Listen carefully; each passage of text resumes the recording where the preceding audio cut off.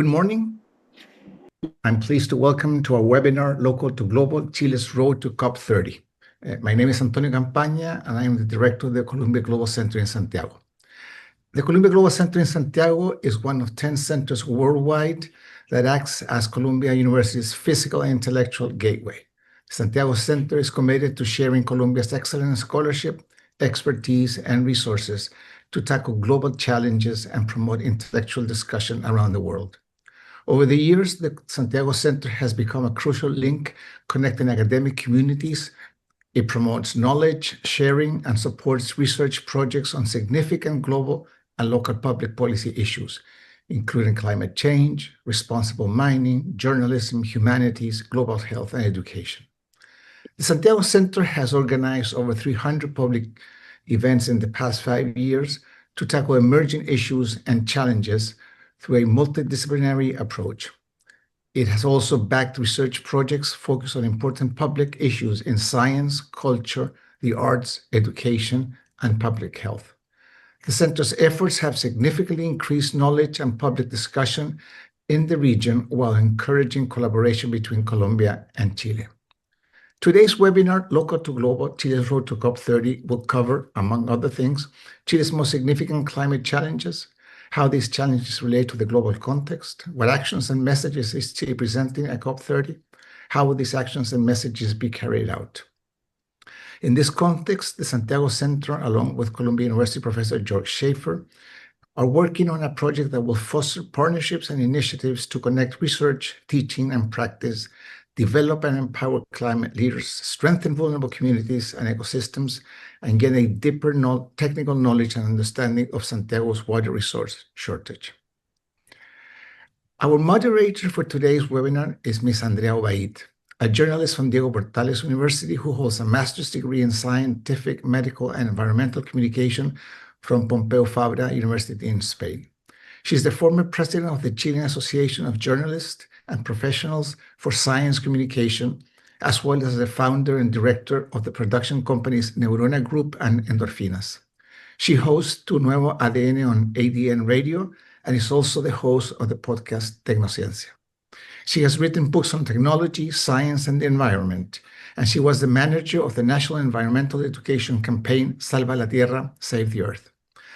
Andrés is the recipient of the Eric and Wendy Schmidt Award 2023 for Science Communications Excellence. She was selected as one of the 10 essential women by UN Women and CityLab GAM 2025. Additionally, Andrea has named among the 50 most powerful women in Chile by Forbes in 2024 and was recognized among 100 Latinos for climate action in 2024. In July of this year, she was also recognized by the Chilean government for her contributions to scientific and environmental journalism. I now pass the screen over to Andrea, who will introduce the participants in today's webinar. Thank you. Thank you, Antonio. Good morning, everybody. I'm very pleased to be here today with you to talk about all this information that is so valuable. And you are welcome to this webinar, Local to Global, Chile's Road to COP30. This event is part of the global series Road to COP30, Local Voices, Global Pathways. And today we will talk about Chile. Chile has long been considered a regional leader in climate policy with strong scientific foundation and good frameworks like the climate change law and its update for 2025 to 2035. And also Chile has faced profound challenges like a mega drought that threatens water security, rising pressure on biodiversity and glaciers, and the need for a just transition and inclusive governance. So today we will talk about all these topics and of course to dialogue to the bridge local action and global ambition, bringing together voices from the government, academia, law, and youth movements, the very actors shaping Chile's road to COP30. So today I will welcome to our distinguished panelists. And the first I want to say hello to Andrés Pica, head of the Climate Change Division in the Ministry of Environment of Chile. And this is an industrial and environmental engineer from Universidad Católica de Chile with a master's degree in environmental engineering from Politecnico di Torino. And previously, he was Latin America lead for the Sustainability Solutions Group. Hello, Andrés, welcome. And we're very proud to have you here. Thanks, Andrea. Nice to be here. I will also introduce Joerg Schaefer, research professor at Columbia's Lamont-Doherty Earth Observatory and director of the Water Crisis of Santiago Trans-Disciplinary Program. How are you, Joerg? You're welcome to. Thank you very much. I'm very happy to be here and representing transdisciplinarity, Columbia University, and in particular also collaboration with the Columbia Global Center in Santiago. Thank you. Excellent. Also, I want to introduce Robert Currie, Director of Environmental Strategy at Azerta. He's a lawyer and one of the key authors of Chile's climate change law. How are you, Robert? Very well, thank you, Andrea. Very happy to be here, and it's always a pleasure to be in touch with my alma mater, so very happy to be here. Excellent. And finally, I will introduce Francisca Quevedo, Youth Focal Points for Chile, representing the new generation advancing intergenerational climate leadership. How are you, Francisca? Welcome to. Really good. Thank you. So sorry for the double link, but everything is okay. Thank you. It's a pleasure. It's okay. So we will start with general questions for you, and then we will do like individual questions. So I want to have an interest conversation today, and then we will have time for you, the audience, to do some questions for our panelists. So we will start with a main question, and maybe I would like if each of one can answer this first. What are the most pressing climate challenges in Chile today, and how do they relate to global priorities for COP30? Please, Francisca, can you start? Yes, of course. So as the local conference of youth, we make a participatory process where more than 500 people participate in this, and we identify different challenges that we face on climate change.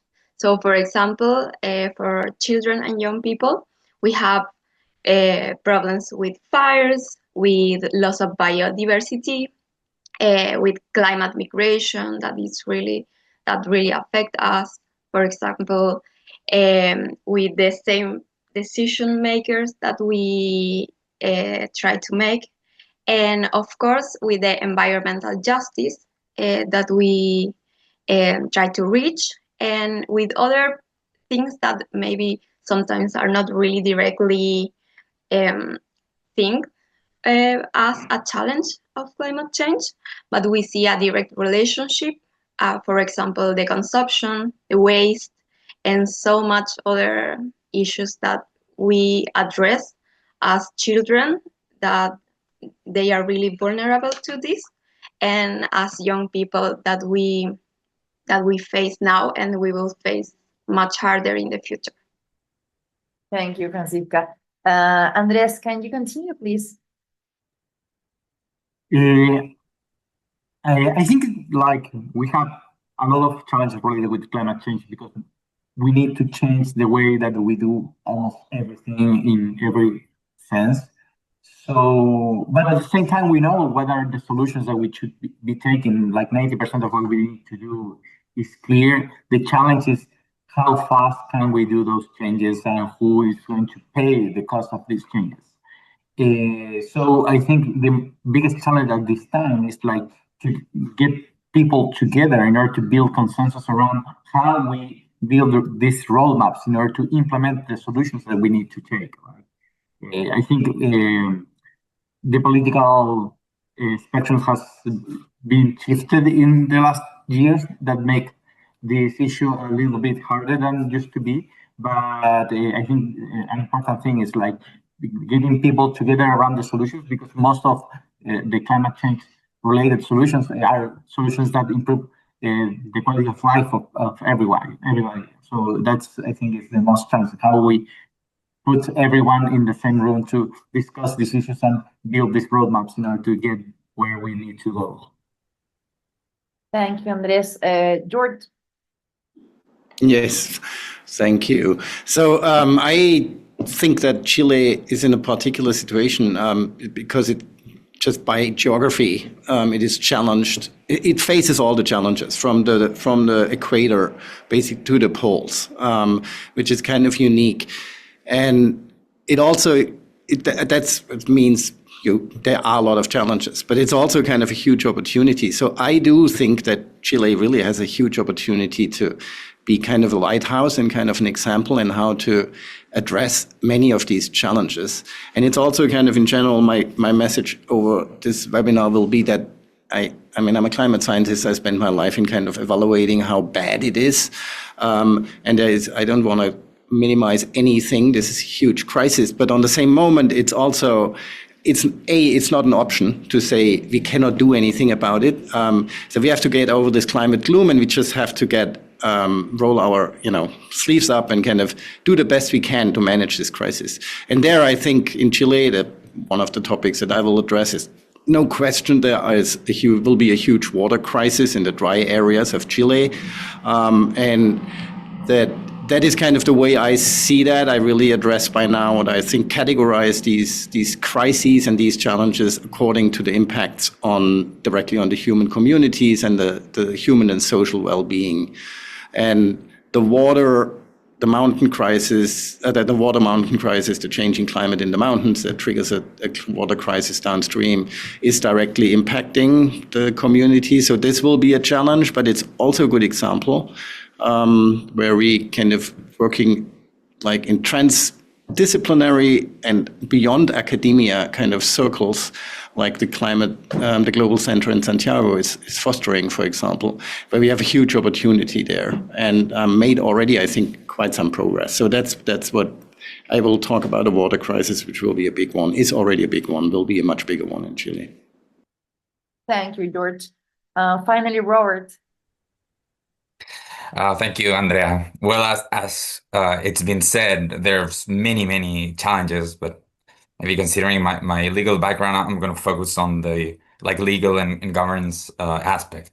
And I'd say that the two most pressing would be water security and energy transition. As George just mentioned, I mean, in Chile, we've been living through this long and severe drought with many years with very harsh consequences for human consumption, agriculture, ecosystem.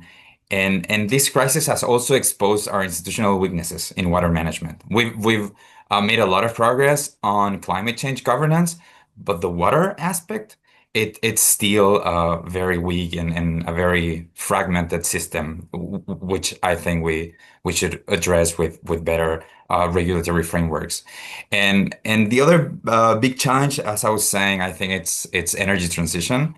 And I believe we need better enabling mechanisms to accelerate this process. For instance, streamlining the process of environmental assessment and permitting procedures for key projects regarding renewable energy, transmission, and storage of energy. Those aspects could help us move forward faster, but it would need some enabling mechanisms to incentivize both public and private projects in these areas. Thank you. I only want to add that also is very important, like all the information we need to share with people for all the audiences in this area of misinformation and fake news. Like we need more science and environmental communicators, and to take out from the labs all the research related with climate change and water and energy, and that will impact with the different people in the society. So that is a very important challenge also, like how to communicate correctly in this moment of the humanity. I want to go now with these specific questions because we have a lot to talk today. And Andrés, I want to ask you something. Chile recently updated the National Determined Contribution, the NDC, for 2025 to 2035. What key elements stand out in this new commitment? Well, first of all, it's important to mention that our NDC has been, until now, work that has been bipartisan. There is agreement that we have to advance in climate change. So the previous NDC was developed in a right-wing government, and this NDC has implemented that policy, and we have developed sectoral mitigation climate action plans, adaptation climate action plans that have been developed because that NDC mandated, and now we are continuing that work, and we have increased the ambition related with that NDC, and also we have moved to implementation. So that is important, and we are having a huge advance. Like since 2015, we have increased in sevenfold the amount of electricity that is produced from solar and wind power, and we have reduced by half the participation of fossil fuel generation in our electricity system. So we have moved at a pace that has been much faster than expected, and that has been mostly because we have been able to build consensus around those solutions, and that has been an important issue. So our new NDC builds up from the previous NDC and increased the ambition, especially in a particular way with the subnational level. We have a lot of commitments related with climate action at the local level. Every municipality, every regional government has to develop their own climate action plan. So that's pretty unique in the world. That is mandated by law, and that's part of our new NDC. As well, we have a component related with mitigation that is more ambitious. We are reducing our emissions in a continuous way, and also probably we hit the peak of our emissions in 2022. Like our previous commitment was to achieve that by 2025, but probably we hit that like 3 years ahead of the plan.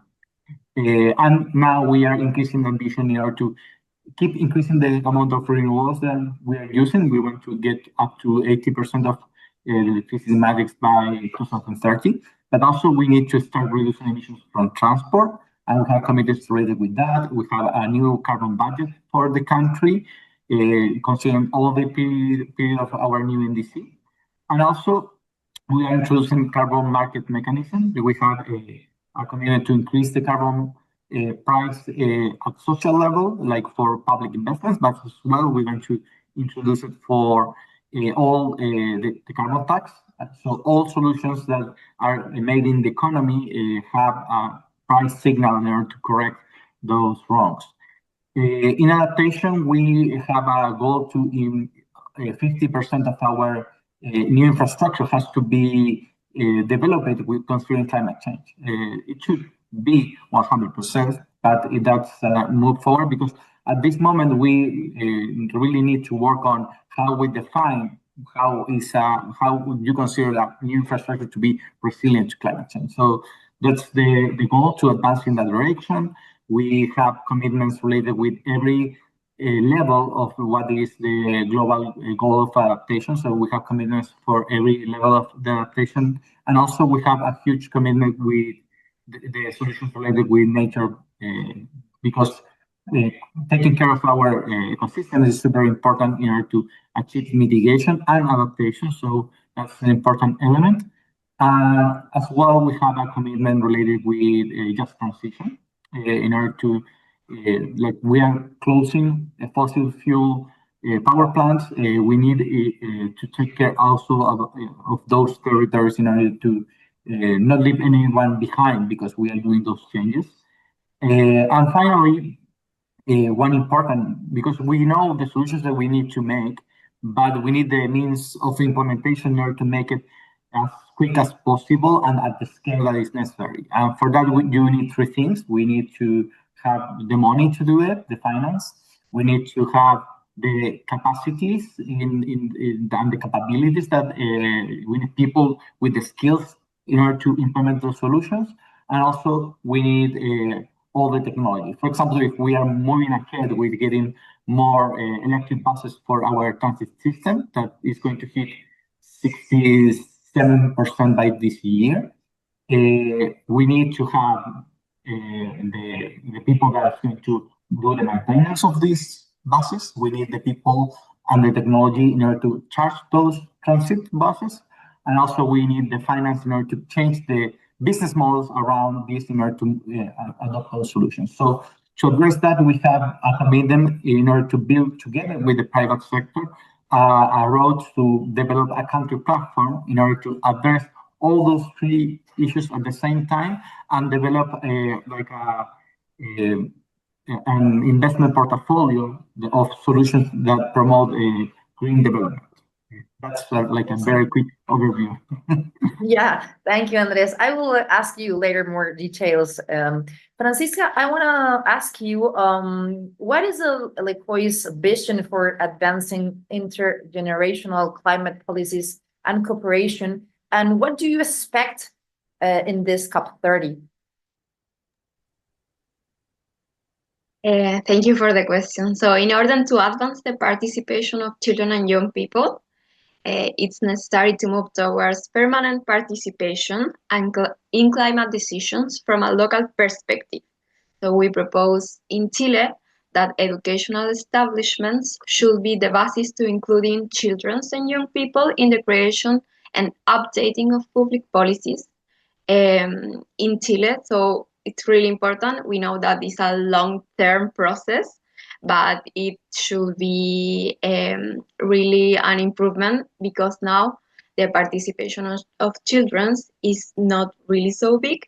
So of course they need to go to these different spaces with tutors and with representatives, and of course they need the time to do that. They are in the school, for example, and now it's really difficult that. And for the young people, it's the same. So we try to ask all the institutions to open this process to have these participations in a form that we can join. For example, with a lot of years of this conference, we made this year the 5th conference of youth in Universidad de Chile. We ask to the different ministers, for example, the Minister of Environment and Ministry of Foreign Affairs, to give us the sponsor, and that is a really good news for us and a really good help. But of course, we want to have a structured and long-term alliance and help between the different institutions to participate in a good way. And the same works for the COP.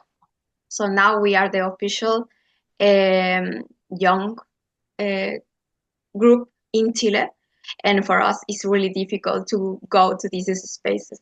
To the COP is really expensive and is like near impossible now. And we are directly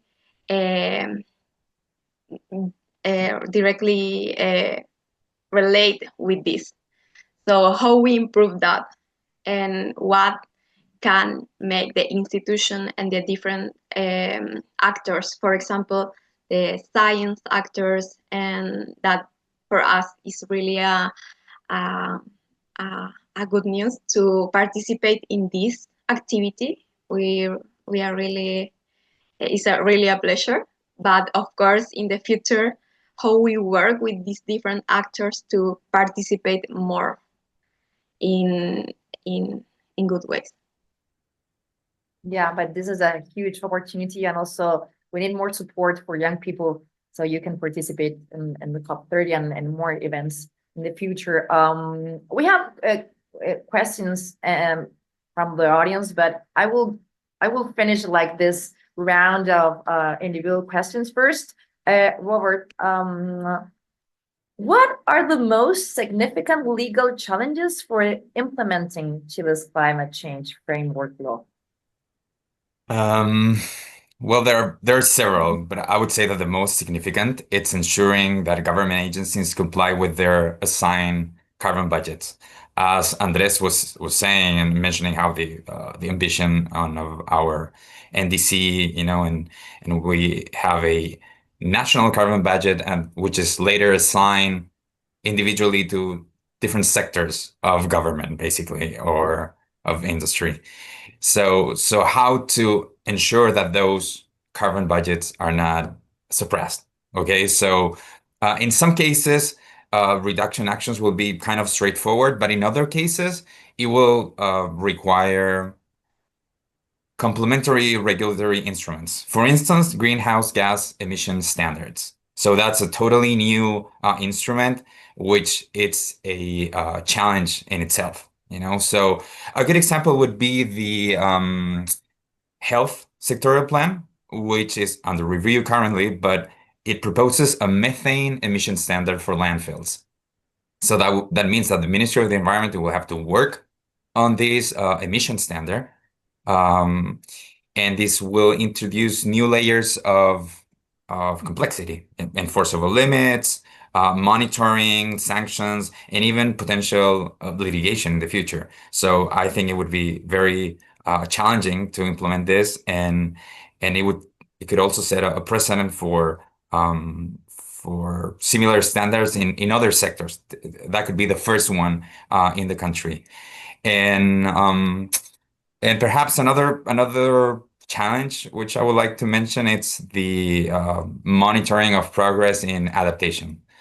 When we have indicators in mitigation, it's more standardized, but in adaptation, there's still some issues, both nationally and internationally, to measure them in a standardized way that will help us have good MRV monitoring, reporting, and verification indicators. So I think that will be a challenge as well, and I also think it's in a big way related to what's going to happen in COP30 in Brazil.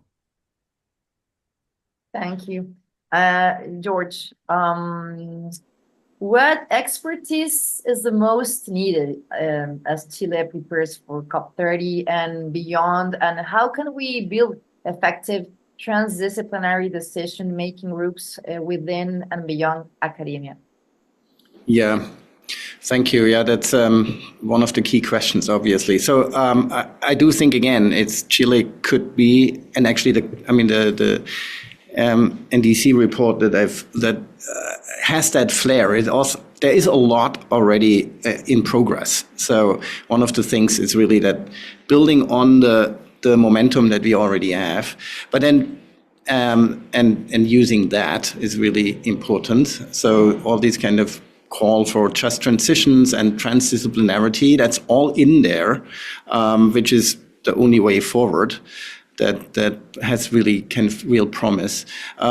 We have to make that more central. So in the sixth thematic axis for the COP30, for example, it's this number 6 is the transdisciplinary one, and number 5 is the one that talks about humans and social well-being. So that should be turned around. Obviously, there should be 1 and 2. That should be kind of the path forward. So the call would be, think outside the box, really, get over disciplinarity. Disciplinarity is really over. We have to kind of realize that. We also have to be honest enough, me as the climate scientist, for example, but also the engineers, and to a certain degree, the politicians. We know since 25 years that this is a crisis and it's coming, and look what we really have achieved.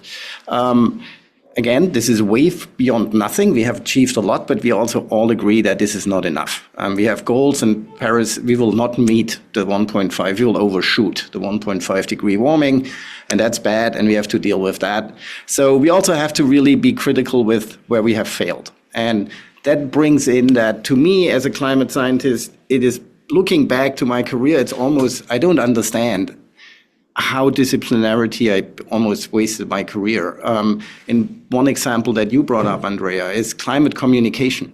So we have been lousy in communicating our science. And the reason for that is very simple, I think, and actually a very easy fix. We have communicated, we have allowed scientists to communicate, which is just not what we are good in. And it's very rare that we involve professional communicators in our projects. And that can be journalists, but it can also be filmmakers. It could be crosses over to the art sector, which is really where the experts sit and that field. So that's just a very simple example of where we can easy fix and be way more efficient. So my call would be transdisciplinarity, or really have an eye of avoid disciplinary projects, avoid these categories like mitigation, adaptation. We are in an area where we obviously need both. And I mean, what Robert was referring to is there's a lot in place for mitigation because that's what we have focused on almost exclusively over 20 years. And now we are overshooting Paris, the Paris Agreement. So we are in the era of adaptation, and we have to urgently kind of get up to speed and do the same, bring the same to the ground on the adaptation side. But also I would make a call to get over this and see the problem as a holistic one as it is, and get rid of these kind of efforts to label little fields and then focus on that, because we really have to be broader in that. And that, how do we actually do that? And I think one of the really important things is, and that comes from me as a teacher, and I think almost everybody who is teaching climate has this experience. If you talk about solutions, just transitions, whatever you want to call it, you recognize that you are flipping the classroom. So the professor, the old people are actually learning from the young people, because the young people are growing up with this crisis. They have a completely different and much broader view on this problem.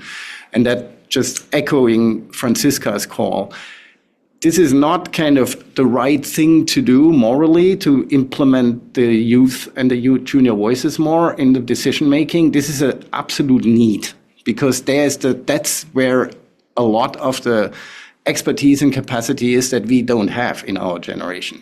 Leaving aside, there is a moral problem, because climate change is made by old people, and the suffering by old rich people, and the suffering are the poor and young people.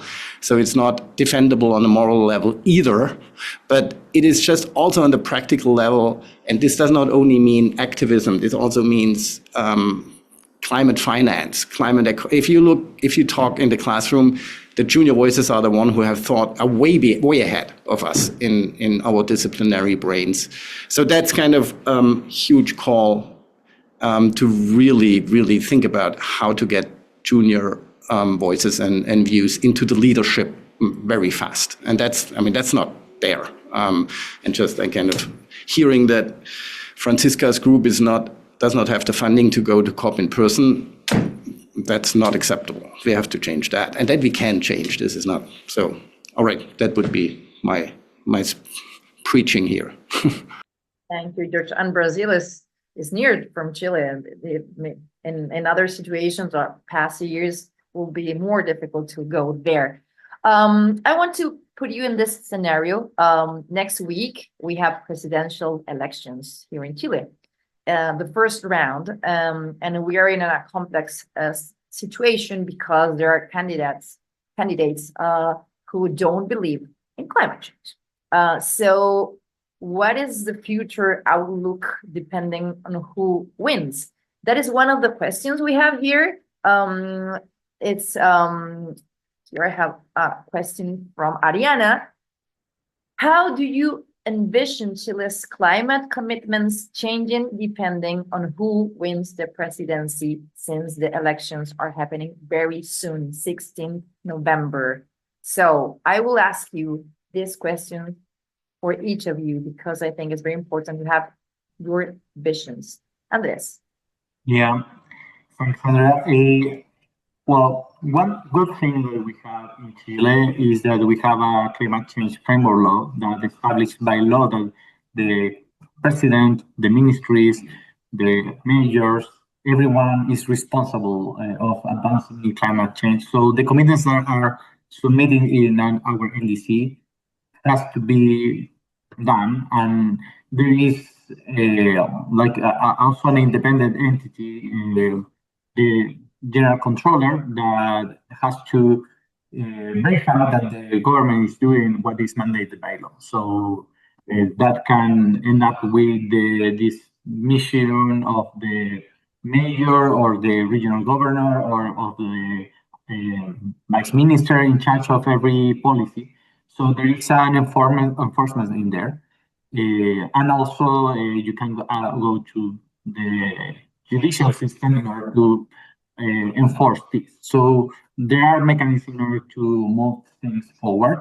And what we have done until this point is that we have developed fully the 7 mitigation sectoral plans and 12 adaptation plans. So every 17 ministries have obligations under the law that they have to commit and submit reports, because this is presented to the Congress every 2 years. You have to present advance of every policy related to climate change to the Congress, to the both chambers, once every 2 years. The next audit is going to be next year.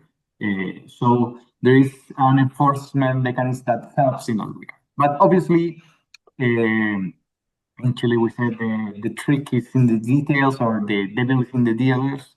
So the change is going to be how much energy, on how good you implement the things that you're doing, and what are the reasons that you give in order to not achieve what you committed in the first place. Because you can say, oh, but I didn't get enough budget to do that, and you have to choose between, I don't know, like having more hospitals and having people better prepared to face mental health issues related with climate change. So you can make those a bit fake arguments that you have to choose between one thing and the other. That's not really true, because you have to do many things in order to be in charge of the government. So I think that is the biggest challenge. We have the advantage in Chile that we have a law, and we have a law that was approved with much more than 60% of the Congress. So it's across political sectors. But now you have some voices that are talking about that climate change is not real. So that has put some noise there, but it's not so easy to move that back, because it's by law and everyone has a commitment. So if you want to change that, it's going to take time. Like you need 2 to 3 years in order to adjust those policies. So probably it's not enough to have one government that doesn't believe in climate change in order to stop climate action. And also because all these policies have been built by consensus, like our new NDC was developed with the inputs of the Committee for Carbon Neutrality and Resiliency. They had a representative from previous government ministers. Like we have a right-wing minister and a left-wing minister that work together with mayors, with private sector, with NGOs, with youth, with academia, in order to develop 14 actions that were about adaptation and mitigation that were consensus-based. Like everyone has to be in agreement. Like the NGOs with the private sector has to agree in every word. And they got there and have 14 measures. That is not a small thing. And that was part of the inputs that we use for our new NDC. So those things matter, because you build resiliency to this policy that is not just about the government, because you have the resiliency in the private sector, in the NGOs, in the academia, that are going to make these things happen. Okay. Yeah, it's very important to vote in an informed way also, and read the candidates' programs before we go to the elections, because you can only see what the social media talk about the candidates or their campaigns, that everything is so beautiful. So in this case, in these topics, climate change, these challenges, we must vote informed. Francisca, I want to know your vision about this. Thank you, Andrea. Yes, so for us, we face a lot of challenges with a right or with a left government. It's always difficult to participate in the decisions. But of course, we agree with Andrés in the different mechanisms and the laws that we have now, that it will maintain some structure to face the climate change and to make climate governance. But of course, the details are really important. When you hear about how it's not necessary the Escazú Agreement to defend all the people, the indigenous people, and to have integrity of information is really scary to say. So we need to face that from all the different aspects.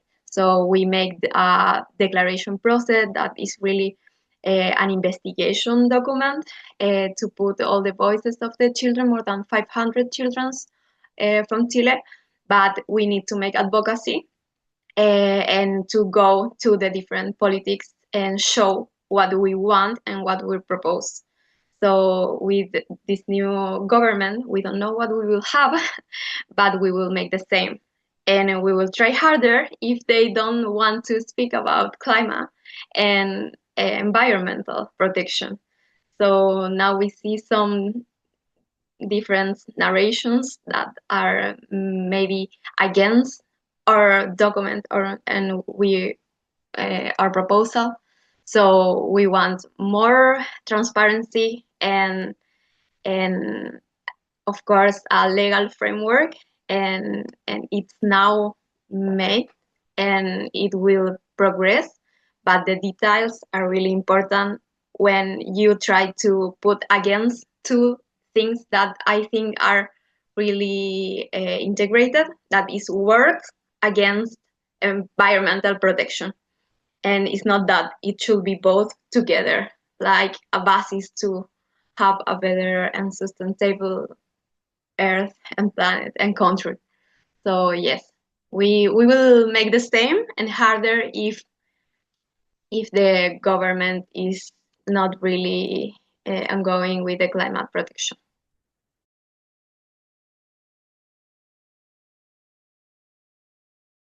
Sorry.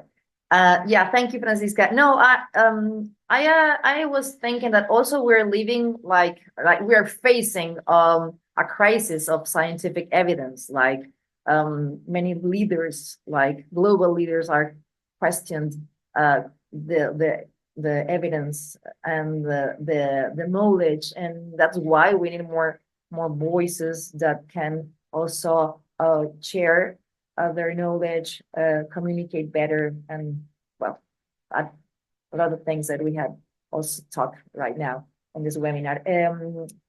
Robert, what is your position about this facing the elections? Well, I think it's a very important question, very contingent as well. I mean, we've seen internationally how climate ambition often fluctuates with changes in government policies and priorities. The US, it's a good example. However, in Chile, we have, as Andrés was saying, a framework law on climate change, and that gives you stability because it doesn't depend on discretionary public policies, really. If you want to change the ambition or if you want to change the instruments or the obligations, you'll have to go through Congress really and change the law. So that will give you stability. And also there's some accounting mechanisms. Okay, so if you are not implementing the mitigation or adaptation plan, or if you're delaying its implementation, you will get a fine, which is a percentage of your monthly salary. This is for like the minister or the undersecretary, in an investigation by the general controller of the republic. So if non-compliance continues, you could also have like a double fine. I mean, the amount it's doubled, and you could even be suspended for your position. So it's pretty harsh in the consequences.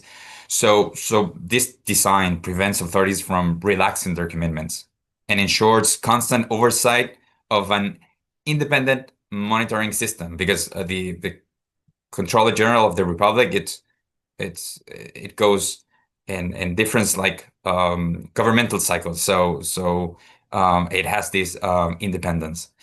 So my take on this, at least, it's that regardless of who is Chile's next president, even if they believe or not in climate change, they will be legally bound by pushing the climate change agenda. Though I agree that maybe our like when we like renew our NDC, maybe it's not as ambitious. Maybe we don't push further our ambition, but at least the ambition that we have now, the new government will have to maintain it, at least, because we have the legal instruments to allow for that. That's why I really think that legally binding frameworks and institutional safeguards are very important to ensure a like long-term, lasting climate change action. Excellent. So important, everything you have told us now, because I think many people don't know what will happen if we have a president that don't believe in climate change. We don't know what will happen, but we hope we have a president that believes in this. George, what is your position from the academia about this scenario in Chile, maybe from other countries? Yeah, so yeah, there's so much you have about this. Yeah, so I just want to, so I'm in the United States of America, I'm in New York City, and I'm at Columbia University. So if you have read the newspapers, you have a rough feeling what this means. Okay. So we are going through dark times, there is no question here. So my first call would be have an eye and learn from what is happening here. And that is, again, very much the key is the misinformation. I mean, it is dark. There's no question. There are many areas that are dark, but there are also, for example, that both Andrés and Robert were mentioning, there are also legal frameworks here that are actually holding so far, and they are just not reported. There are tons of lawsuits that are kind of going into the correct direction, and kind of the climate. The reversal of the climate policies is not as severe on the ground yet as it is reported. So use that, basically what's happening here as a classroom. Also, don't lose sight. So what you are mentioning, Andrea, was there is a discussion and a kind of a rollback on political opinion about climate change, but that's not a factual problem. This is pure propaganda.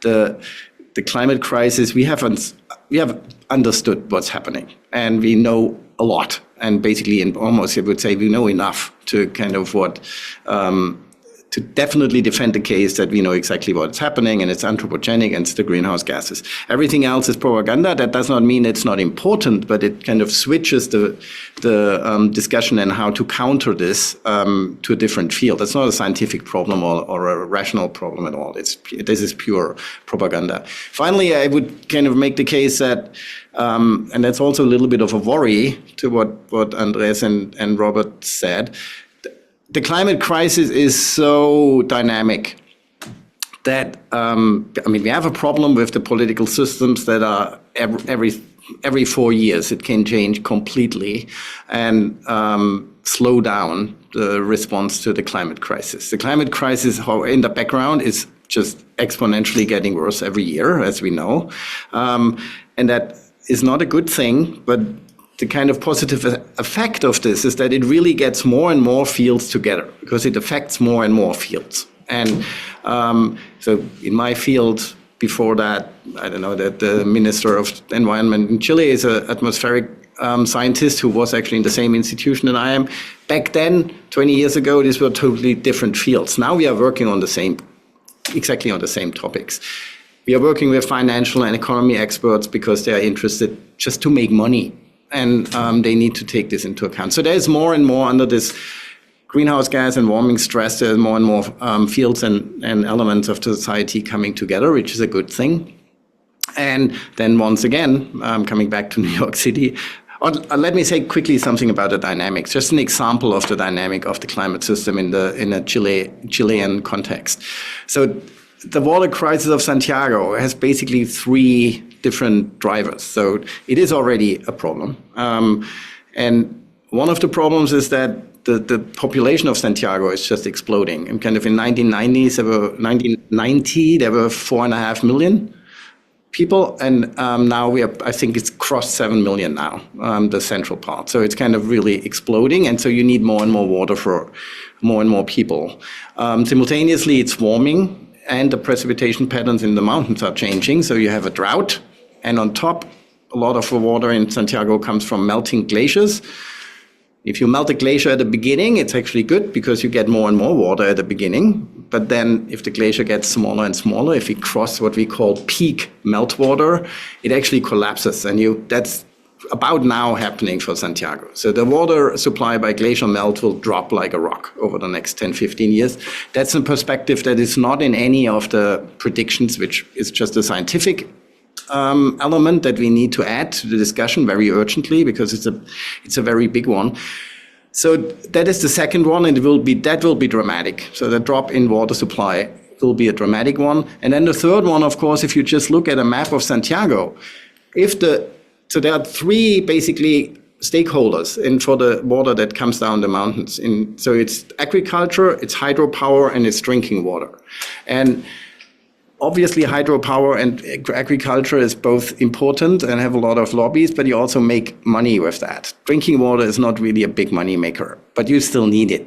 So that's one of the things that needs to be in the discussion, and probably also legally reviewed very tightly. As Robert said at the beginning, the water laws in Chile, I'm not an expert, but I learned that from Robert and others, is kind of an area where there's definitely room for improvement. So the little drinking water, there's too little drinking water coming down the mountains in the first place. And then if you look at a map in Santiago, what happens to the water that enters? It enters immediately the super rich suburbs with the golf courses, and everything is green. And that's where the water is used. And then the rest of the Santiago underneath, behind, downstream, is in a full drought position. That's a political problem that we have to solve. This is not acceptable, right? This does not mean nobody is allowed to play golf in Santiago, but you have to rethink that concept. You cannot allow this kind of way too little water to be used for golfing if other people are basically cannot survive there because they don't have drinking water. So the dynamicism of that problem is kind of something that worries me a little bit, and that's also something I don't think it's enough to say we have a stable framework and independent what happens to the government. This will stay alive because we will need to upscale that very quickly. We have to kind of adjust to the natural crisis or to the crisis that's coming down, for example, the water crisis in Santiago. And that is a problem that I don't have a solution. And of course, the government, depending on how the election goes, influences that on the short term. And we have to work on that, how to overcome this down the road. This will not be kind of immediate, but Chile knows well, for one of the leading countries that has discussed is the idea of updating or having a new constitution overall. So maybe something like that is needed. I don't know, but the overall message is, again, the climate crisis is so dominant that it will be much bigger than the election cycles very soon, and there will be I hope, or I'm predicting there will not be much option for either political party to not include a serious climate change policy part to govern forward a country like Chile, for example, or the US. George, I need to go with some questions from the audience. Sorry. Thank you for your answer. Well, I want to invite you to use the Q&A button at the bottom of your screen to send your questions. I have a lot of questions, so I will do some for you because we have like 10 minutes, 15 minutes to end this webinar. Richard sent these questions for you, Andrés. What, if any, effect will the July 2025 ICG advisory opinion on climate change have on Chile's approach to climate change? was part of the countries that I can like make the question. So in our case, like we are working on that, and I think our policies are pretty aligned with this need. So you can differ in some territories and on some rates of implementation. So I would think that for us it's a good thing because it helps us to keep enforcing the fulfillment of what we are doing now and makes a little bit stronger our national capacities in order to enforce climate change action. But I think it's more important in a broader perspective. Like we need everyone to be accountable related with climate change action. So for us, that's the most important part. Like we need that everyone is taking this issue as serious as we are doing it. Like we need to keep going further. Like this is not a process that you say, okay, we made our commitments, we are done. Let's talk again in 10 more years. Like we need to keep pushing further the climate action. So because of that, it's important considering shift of governments that may be less ambitious than us. It's important to keep that in place and to enforce it with this mechanism. But I think it's more a call for the world to be as serious about this topic as we have been taking it. Perfect. I have more questions here. This is an anonymous person. Why is it important for Chile to participate in international climate talks in a context of a robust national institutional framework in place, and when national implementation should be to the priority? Maybe for you, Robert? Okay, perfect. It's an interesting question, and I think the answer is that both. It's twofold, really. It's important to go and be a part in each section of this question. Why? Because for Chile, for instance, which is a highly vulnerable country to the effects of climate change, I mean, we meet 7 of the 9 criteria set forth by the UNFCCC. So for us, adaptation is very important, but if we don't participate in the context of robust national institutional frameworks to achieve reductions worldwide, then our vulnerability deepens, because it depends on the GHG emissions of other countries. So we really have to push the mitigation agenda as well. That's why Chile has very ambitious reduction goals, even though the amount that we contribute to the GHG inventory worldwide, it's very, very low. So I think it's important to be part of that. And I think that Brazil, it's going to be a good place to do it because that country, just as Chile, it's highly vulnerable. Brazil is very vulnerable to the effects of climate change and has very important ecosystems such as the Amazon. So I think that, and as George was saying, kind of shifting a little bit the conversation of making more efforts on adaptation, but never lose sight of mitigation, because that's what increases our, or one of the elements that increases our vulnerability to climate change. Thank you, Robert. I have a question from Pamela to Francisca. Is climate change or earth science a required subject in public education? Do children learn about the causes, effects, and possible solutions to global warming? Since are the new generation, she wants to know about this. What do you think, Francisca? Thank you. Yes, that's a really good question, and we discussed a lot that issue in our official document. As a teacher, I can answer that yes, it's discussed the climate change in the public education, but of course it should be improved.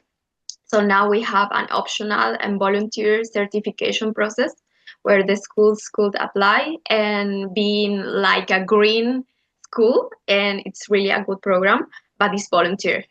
And then you ask, like, it is volunteer to join and face the climate change and to educate all, not just your students, so your community, because it's a really integral program, I think. But as So it's volunteer, and not all the schools have that focus. So for us, it's really important to have an improvement in that from the educational minister. We asked to make that with much more energy. So maybe in one day mandatory that all schools have this certification. And of course, that we not just try a climate change like your state is an integral issue. We need to speak about climate change in all our different contents. So in mathematics, in physics, in a lot of our educational structure, we need to speak about that. And something that we face now with this, so we speak in this document, is not have this traditional education system where we just like read a book about climate change and so. No, we hear all these voices from the children and young people, and they say that they want more in like outside activities. They want to go to the nature. Chile is, we won like the nature Oscar, like we are really good with that, but we don't have that integration between the schools and the local nature, and we need to improve that. So of course I know that it's really a long process, but we need to face that, and we need to improve, like all the actors, not just the children and young, so the politicians, the academics, and the lawyers, and everyone. Thank you, Francisca. I think that we have a good point also. You see this scenario, like we have more empowered women and more empowered young women, you know, like have like this gender equity. That's so good. I think that we have more new voices. George, I have one question for you. What effect will the absence of the United States at COP30 and probably beyond have on climate negotiations? What countries are likely to fill the void? That is so. Will the absence of the US impact and slow things down? Absolutely, there is no question. It is also such a wrong sign that, again, I hope that other countries, and I actually do know that other countries look at that, and particularly, I mean, in general, China is just stepping in relatively quietly, but so there will be other voices that, and I mean, Chile knows a lot about that because there's a lot of economic interaction between China and Chile. So again, it is unfortunate and it's dark and it's the wrong step. It's a slowdown, which is unfortunate, but it's not a break. That is, again, there is no such thing about.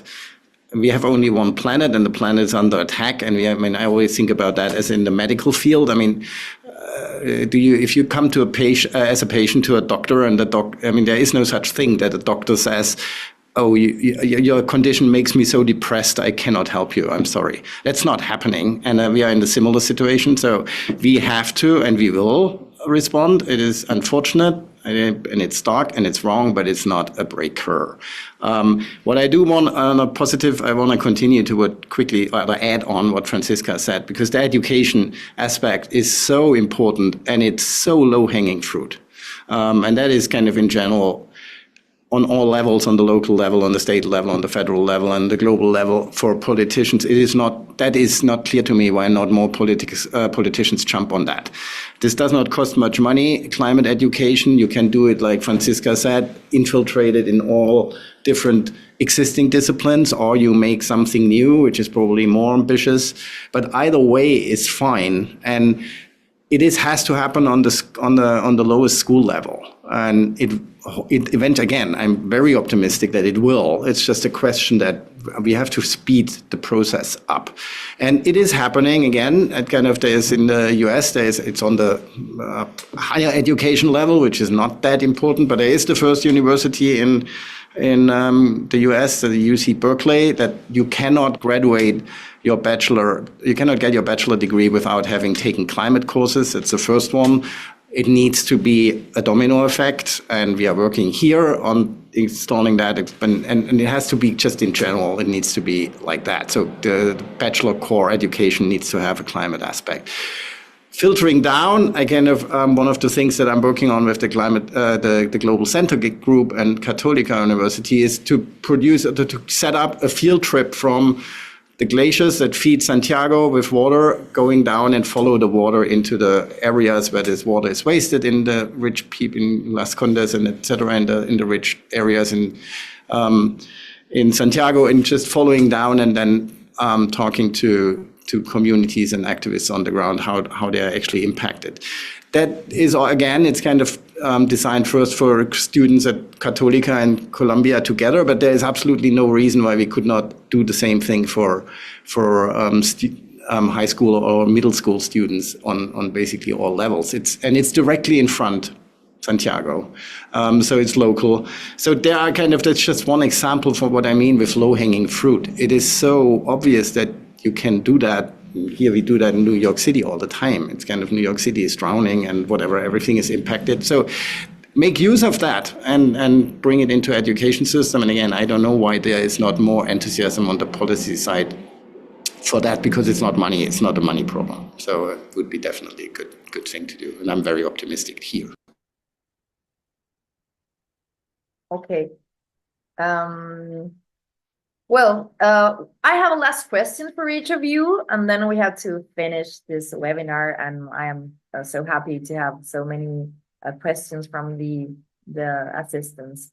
What are your expectations regarding the negotiations at COP30, and what do you hope will happen, or what agreements do we need to reach? That's my final question. Andrés, you first, please. Well, in one sense, like most of what we needed to negotiate was closed in the last COP. So the discussion now should be about how we implement things and how we move faster.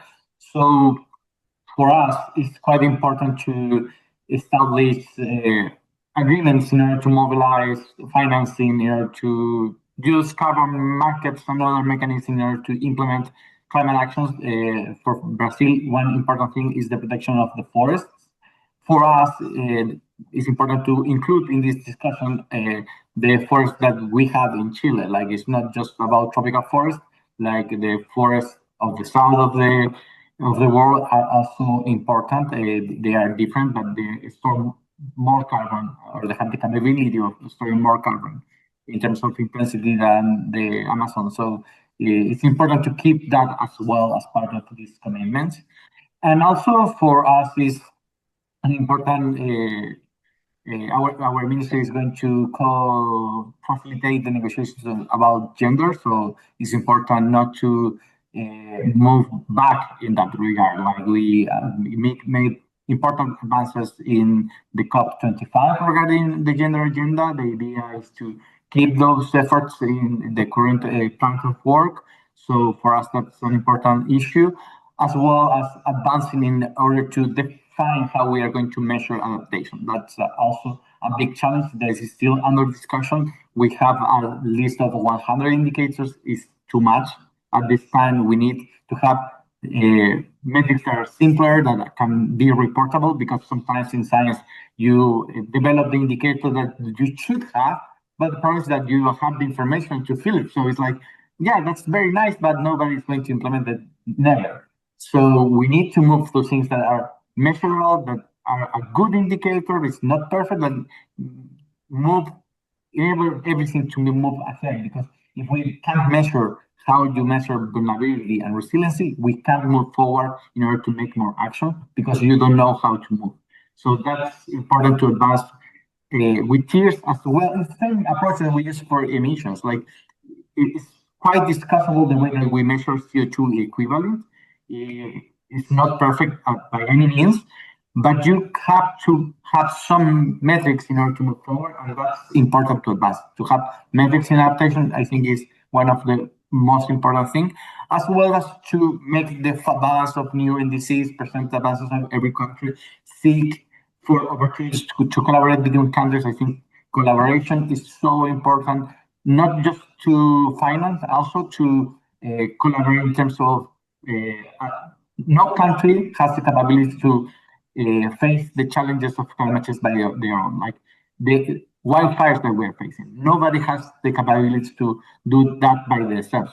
You have seen in the US, the richest country in the world was destroyed because of wildfires. Like very high income communities were destroyed. So if you don't have that capacity in California, obviously nobody in the world has it.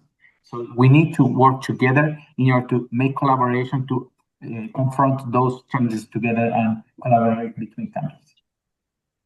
Thank you, Andrés. Francisca, a short answer in honor of time, please. But I want to know your vision about this next stop. Thank you, Andrea. Yes, so as a global South country, we asked for a focus in the loss and damage situation. Is really important for us as we don't contaminate so much, but we are really damaged. Then we try to focus in the science. We expect that the decisions are made with scientists and not just politicians. And then we try to have an important objective in the participation. So now, as you see, the participation is not a big thing, especially with the children, and that is really important for us. And the integration of different knowledge. For example, we work with indigenous knowledge, so we ask to integrate that in the different negotiations and that different perspective. So I think that it will be my answer. Excellent. Thank you, Francisca. Robert, please. Thank you, Andrea. I'll be very brief because Andrés did a very good summary. So just mention that I think adaptation is going to be very, very important. As I said, Brazil and Chile. And actually, this is the reality for the region, for Latin America and the Caribbean, that vulnerable countries with low contributions in GHG for the most part. I don't want to sound like a broken record, but move forward, like frameworks for implementation. I think that's very important to foster cooperation, capacity building, financing, and what Andrés mentioned also, which I think is very important. It's carbon markets, and that could help move financing for adaptation. Yeah, exactly. Good point. George, finally. Very quickly, yeah. So all the specifics have been laid out by Andrés excellently. So that is kind of on the bigger abstract level, I hope for breakthroughs, getting out of the freeze that we had in the last COP. Hopefully they use the absence of the US and make kind of new coalitions and hopefully make the goals at least more bold and accelerate.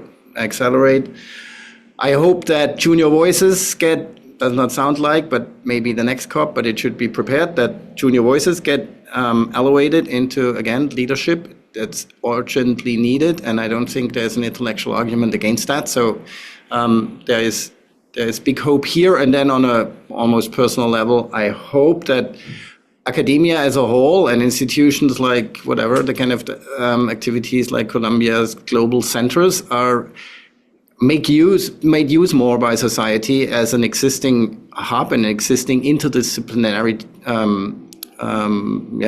host of this discussion that we are urgently needing. Again, this is way beyond academia, but I don't see a different institution to really host these kind of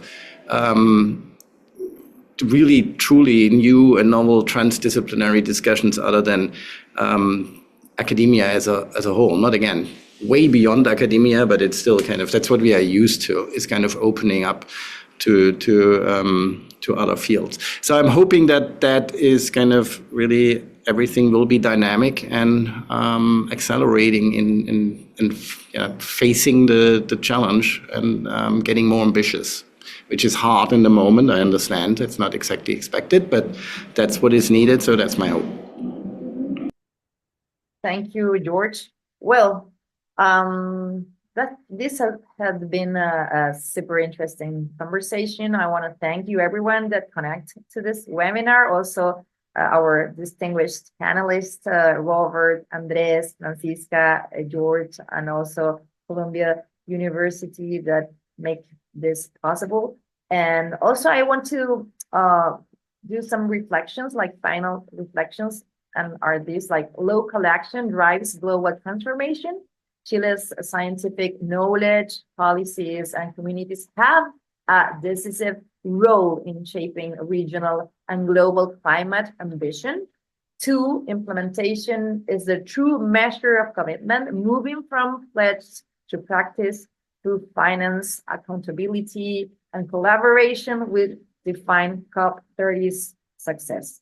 And 3rd, intergenerational and cross-sector collaboration is essential.